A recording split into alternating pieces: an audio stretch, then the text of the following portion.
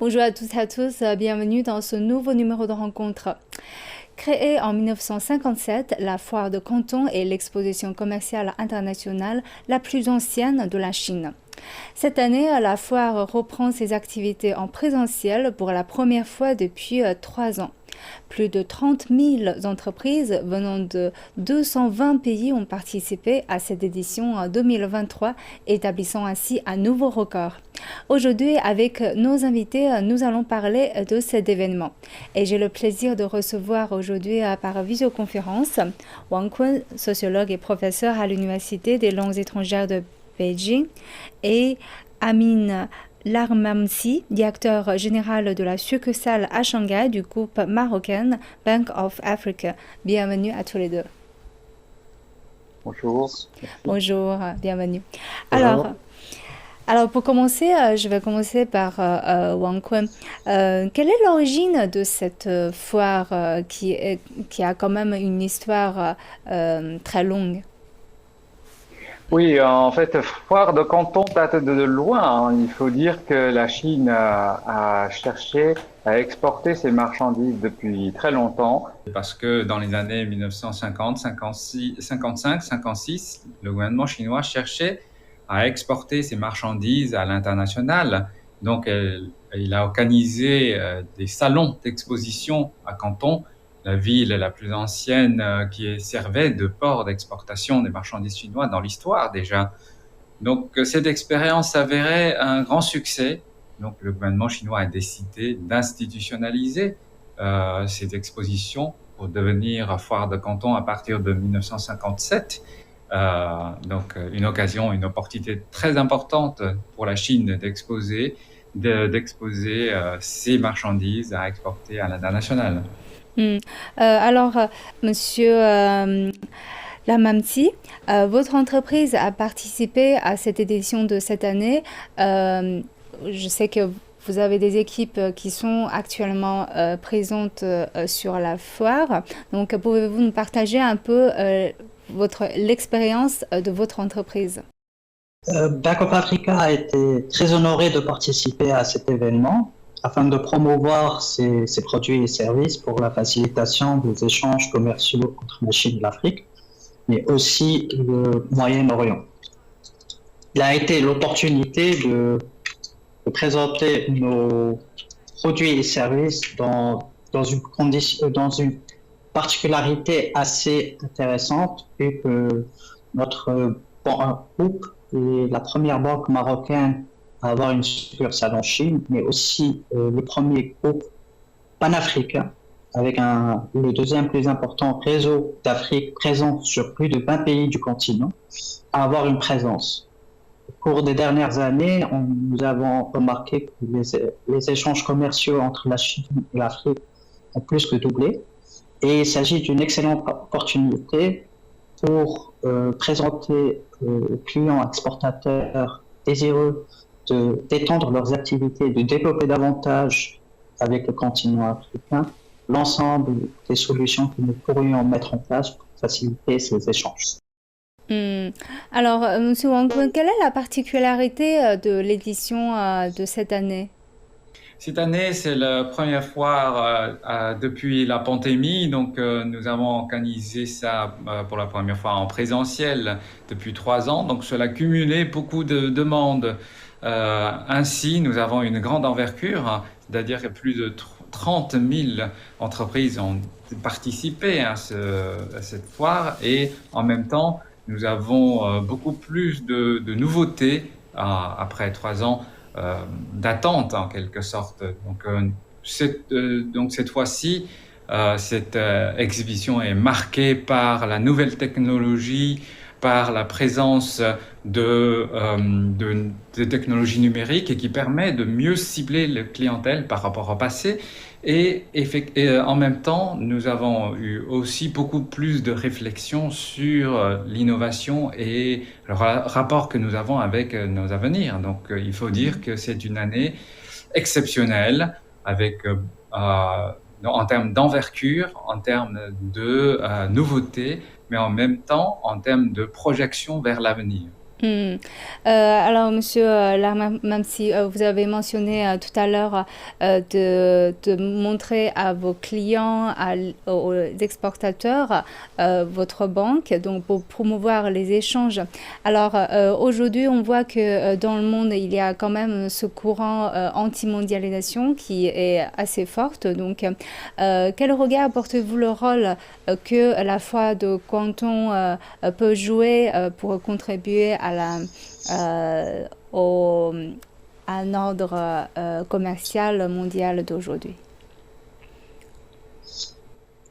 Avec ses 65 ans d'histoire, le canton de Fer est le plus important événement d'échange commercial, regroupant plus de 1,25 million de visiteurs provenant de 220 pays. Je pense qu'à l'issue de la tenue de cet événement, le volume d'exportation de produits chinois aura tendance à bondir significativement dans les mois à venir. Et je prends par exemple la contribution de cette foire pour les exportations avant Covid, et elle était de l'ordre de 25 milliards de dollars. Donc je pense que la tenue particulière de cette foire qui reprend sur place aura un impact assez important dans les mois à venir pour les exportations chinoises dans le monde. Je voudrais continuer un peu avec vous. En fait, maintenant, la Chine est actuellement le troisième partenaire commercial du Maroc. Donc, en tant que banquier, donc, quel regard portez-vous sur les échanges commerciaux entre la Chine et le Maroc à l'heure actuelle?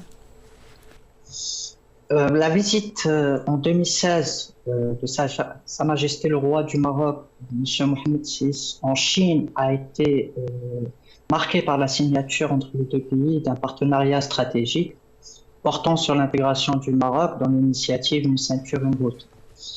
Et a été aussi l'occasion de lever les visas pour les ressortissants chinois souhaitant visiter le Maroc, et aussi l'accord pour la création d'une zone industrielle pour promouvoir les investissements des entreprises chinoises au Maroc, qui jouent aujourd'hui un rôle d'échange et d'ouverture vers l'Afrique, mais aussi vers l'Europe, étant donné sa situation géographique à quelques 14 kilomètres du continent européen. Donc, depuis cette visite, nous avons remarqué que les échanges entre le Maroc et la Chine se sont fortement développés. Et je peux dire qu'entre 2020 et 2021, on a enregistré une importante hausse de 35% à 6,5 milliards de dollars. Et nous prévoyons que ces échanges continuent à se développer. Et nous sommes là en tant que groupe marocain panafricain pour promouvoir ces échanges, non seulement commerciaux, mais aussi d'investissement. Alors, Monsieur Wang Kui, on voit que vous avez un peu présenté l'histoire de la foire de Canton. On voit que cette foire a été créée même avant la réforme et l'ouverture officielle de la Chine en 1978. Et aussi, elle a été considérée pendant toutes ces années comme le baromètre du commerce extérieur chinois. Donc aujourd'hui, comment voyez-vous la signification de cette foire et quel rôle joue-t-elle aujourd'hui dans l'ouverture de la Chine? On peut dire que c'est un pionnier parce que elle est très ancienne cette foire, mais en même temps, elle est aussi la plus importante. C'est-à-dire que aujourd'hui, dans la foire de Canton, on connaît le plus nombreux d'entreprises à venir faire l'exposition. Vous avez le plus de stands. Vous avez à la fois les produits à exporter, mais aussi les produits à importer. Vous avez la démonstration des dernières technologies, la négociation entre les fabricants et les commerçants, etc. Donc, c'est d'un une foire qui couvre un domaine d'échange très large, qui permet d'avoir une perspective claire sur l'évolution de la production et de l'exportation de la Chine. Donc c'est pour cela qu'on parle du paramètre du commerce chinois avec l'extérieur. Et en plus de cela, Canton, c'est aussi la première province à s'ouvrir vers le monde extérieur, qui a déjà une histoire très, très longue, très ancienne du commerce avec l'extérieur. Donc aujourd'hui, la réouverture en présentiel de cette foire est très symbolique. Cela montre que la Chine est de retour sur la scène internationale après 3 années de pandémie et maintenant on est bon à repartir, de relancer l'économie et il y a beaucoup d'attentes non seulement du côté des fabricants chinois, des commerçants chinois, mais aussi, je crois, de monde extérieur. Donc c'est pour cela que nous voyons beaucoup d'amis des pays riverains de la ceinture et la route qui sont venus en Chine pour commercer, pour parler, rencontrer leurs homologues.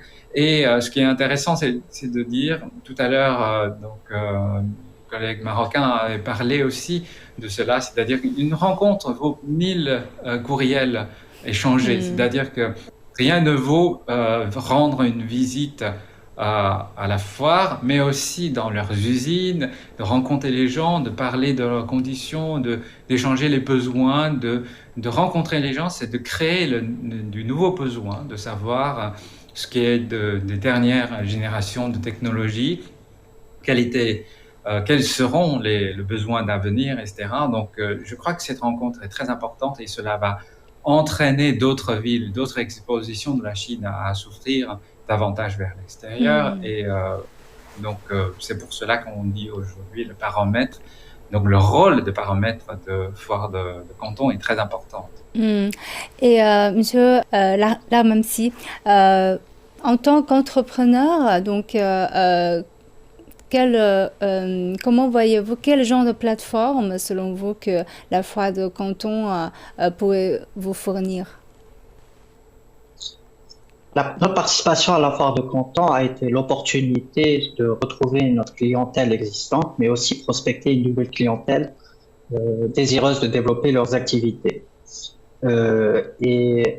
Étant donné notre particularité d'unique succursale, cette foire a été une excellente prospection commerciale pour notre groupe et pour notre banque, de promouvoir notre présence panafricaine sur 20 pays différents sur le continent, mais aussi promouvoir les échanges d'investissement, notamment à travers la promotion et la mise en information auprès de ses clients durant le forum, des nouveautés, des conditions économiques et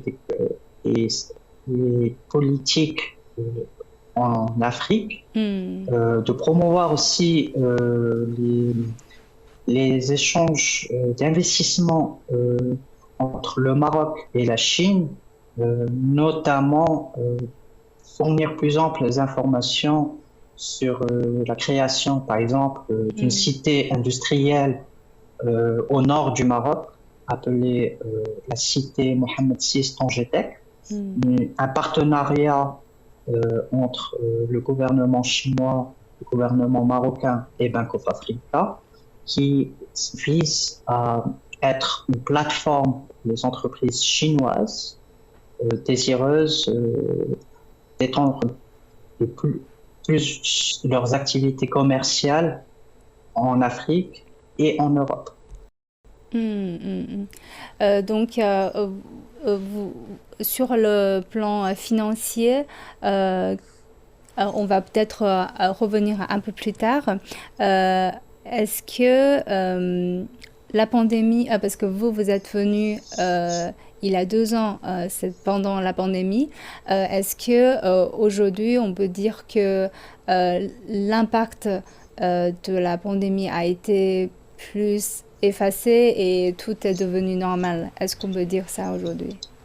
Je dirais, d'un point de vue échange commercial, l'impact de la pandémie demeure existant. Mais c'est assez relatif. On peut dire aussi que le contexte actuel du marché international est assez volatile étant donné la situation économique.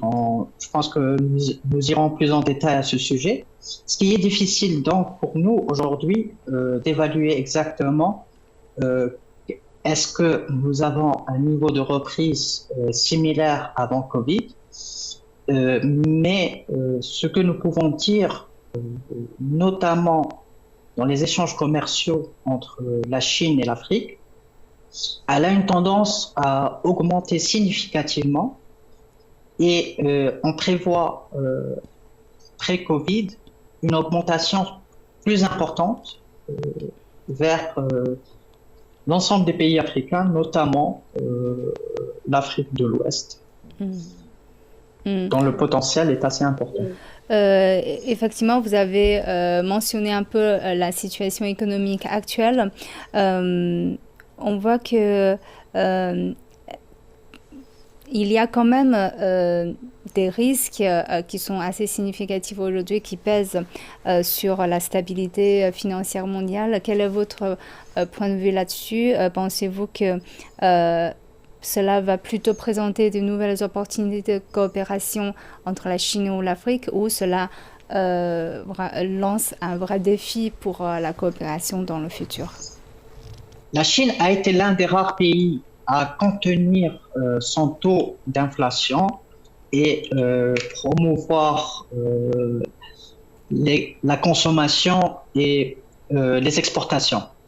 Donc, elle jouera un rôle assez important pour promouvoir les échanges commerciaux et baisser ce taux d'inflation qui a mis à rude épreuve l'économie mondiale, notamment à travers les augmentations des taux qui a enregistré des difficultés au niveau de la disponibilité des devises étrangères, mais aussi certains pays en difficulté de tenir leurs engagements de remboursement des dettes qui ont fortement augmenté en raison de la hausse de ces taux. Je pense que dans ce contexte, la Chine pourra jouer un rôle très important et à travers la proposition auprès de ces pays à fort potentiel et consommateurs, des conditions d'échange avec des conditions plus abordables à travers les taux, mais aussi l'augmentation des différés de paiement. Et ce que je pense que à moyen terme, mais aussi à long terme, on prévoit que les échanges commerciaux auraient tendance à être orientés beaucoup plus vers la Chine, moi je parle depuis l'Afrique, que vers d'autres pays dont les conditions sont beaucoup moins abordables et avantageuses. Donc vous pensez que c'est plus une opportunité? Oui, effectivement, c'est plus une opportunité, mais bien évidemment, qui dit opportunité dit aussi des défis majeurs à faire face. Comme je vous l'ai dit, c'est un ralentissement économique mondial et donc de plus en plus de difficultés et de plus en plus d'augmentation de risques mondial qui pourrait impacter sur les échanges commerciaux. Mais moi, d'un point de vue global, il serait plus conçu en tant qu'opportunité de collaboration et d'échanges commerciaux que de risques à faire face. Je crois que ça dépend aussi comment les deux parties vont procéder à faire des ajustements avec les conditions actuelles, n'est-ce pas? Bien évidemment, des ajustements doivent être prévus. Aujourd'hui, au vu du contexte, les ajustements doivent répondre au contexte actuel pour permettre à cette clientèle acheteur d'apporter plus de la Chine que d'autres pays. Ça ouvre en tout cas beaucoup de champs d'affaires pour votre banque en Chine. Effectivement. Je ne dirais pas que la banque profite d'une situation économique difficile pour promouvoir les échanges, mais je dirais plus que la banque met à disposition des produits et des services qui permettent de faire ces ajustements. Je prends un exemple. Aujourd'hui, pour une exportation simple, le temps d'amortissement et de préparation du cash flow nécessaire pour respecter les engagements de remboursement doit augmenter. Donc, ce que nous proposons, nous, en tant que banque de financement des activités de commerce extérieur, c'est la possibilité d'augmenter ce différé de paiement tout en mettant à disposition du client exportateur chinois un paiement beaucoup plus rapide et à temps. Donc, nous allons prendre le risque pour l'exportateur chinois, le racheter de cet exportateur et ainsi lui permettre de répondre aux besoins de la clientèle africaine et du Moyen-Orient aussi. On va peut-être avoir le temps de parler un peu plus du futur de vos affaires. Et je vais retourner vers Monsieur Wang Kun parce qu'on voit la foire de Guangzhou. En fait, vous avez mentionné au début de l'émission qu'il y a une longue histoire. La ville de Guangzhou a une longue histoire en elle-même. Donc, aujourd'hui, quel rôle la ville de Guangzhou joue dans les échanges commerciaux? Est-ce qu'il reste un point important ou avec d'autres villes, il perd en importance? Je crois que Guangzhou ou Canton, en français, joue toujours un rôle très important. Ça reste un moteur de l'économie régionale parce que cette ville, qui est, je dirais, la troisième ville économique la plus importante de toute la Chine, tire donc l'économie de toute la région du delta de la rivière de Perle.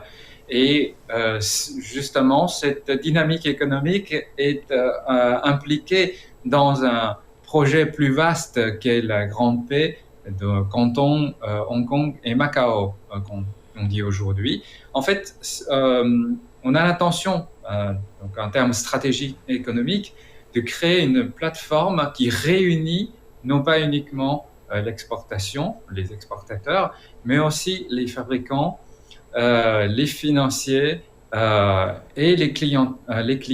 En fait, c'est une plateforme qui fait rencontrer plusieurs besoins. Vous avez aujourd'hui dans ce bassin, le Grand P, donc les personnes les plus intelligentes, les ingénieurs qui cherchent à créer de nouveaux produits et de la nouvelle technologie dans les entreprises que nous voyons cette année à la foire de Canton. Déjà la voiture électrique, les tracteurs électriques, voire les donc hélicoptères électriques. Donc on remarque que cela progresse très rapidement. Donc, du côté des fabricants, ils peuvent réaliser, rendre ces inventions des ingénieurs en produits. Et vous avez en même temps les grandes entreprises, les boîtes chinoises à regrouper ces intelligences, les capacités de production en une marque chinoise qui peuvent parfois être personnalisées. Et vous avez les plateformes financières comme Hong Kong et Macao qui permettent de financer ce genre de projet. Et donc, cela permet à la Chine de montrer au monde non seulement une capacité de production, une vitesse de production, mais aussi une grande qualité de production et une créativité, une capacité d'innovation. Et cela montre également que cette province de Guangdong, dont notamment la ville de Canton, une sorte de locomotive qui traîne l'économie régionale vers l'avant, et cela représente une part importante de la dynamique économique de la Chine, qui est considérée aujourd'hui comme une puissance à la fois économique, mais aussi innovatrice. Donc, je pense qu'aujourd'hui, il ne faut pas négliger l'importance de Canton. Comme vous pouvez voir, que le président français, il y a 2 semaines, était venu en Chine, à part sa visite à Pékin, il est allé à Canton pour visiter, pour rencontrer les entrepreneurs français et chinois, justement pour encourager cette innovation, cette créativité chinoise. Alors, je pense que je vais tourner vers Monsieur Lahm Mamti pour terminer. On voit que finalement, la foire de Canton, c'est plus un plateforme, mais cela reflète quand même la situation de l'économie chinoise et encore plus l'économie mondiale. Alors, pour vous, vous êtes une banque panafricaine, comme vous avez mentionné au début. Donc, je profite de cette occasion pour vous demander quelle est finalement votre ambition en Chine en tant que banque panafricaine. Aujourd'hui, notre ambition en Chine est de promouvoir davantage les échanges commerciaux entre la Chine et l'Afrique. Et aussi, aujourd'hui, après la pandémie, nous avons appris de nos leçons. Il faut aussi promouvoir la nouvelle technologie tout en respectant l'environnement. Donc, nos ambitions aujourd'hui est d'être très actifs dans la facilitation des activités de commerce extérieur, mais aussi agir en tant que banque responsable qui promeut le financement de la nouvelle technologie et le financement à impact positif pour notre environnement. Alors, je vous remercie, Monsieur Wang Kun et Monsieur Amin Lahmamti, d'avoir participé à notre émission. Je vous remercie. Merci beaucoup. Merci. Et je vous remercie d'avoir suivi notre discussion. À la prochaine.